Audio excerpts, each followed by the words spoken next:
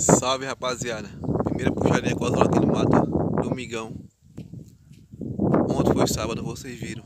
Ele já cantando bem, mas eu cantando bem dentro de casa. E a primeira puxadinha com ele no mato, ele tá assim, ó, cantando bem.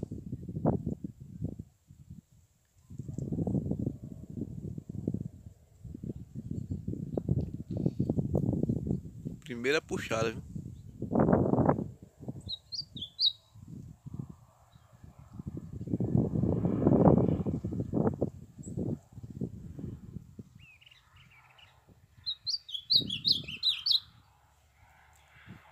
O azulão quando é bom, família, não tem tempo ruim pra ele não. Você vê, enxugando muda, primeira puxada e já sai cantando bem.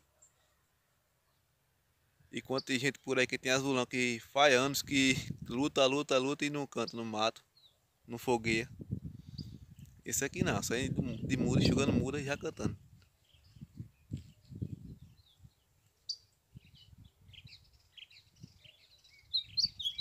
Olha pra aí. Chegou o tico-tico aqui, ó, chamando.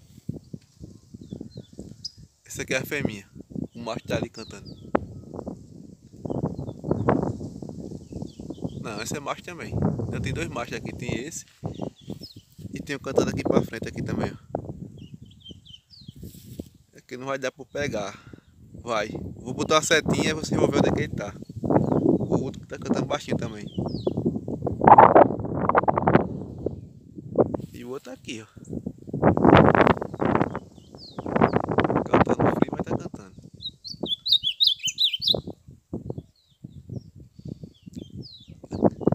Aqui é lugar bom, rapaziada, pra passear. Tem muito passarinho. O Azul tá aqui comendo.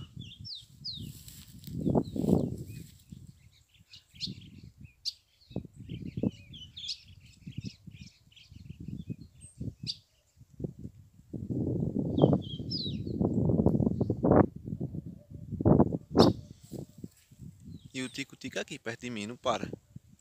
Voou.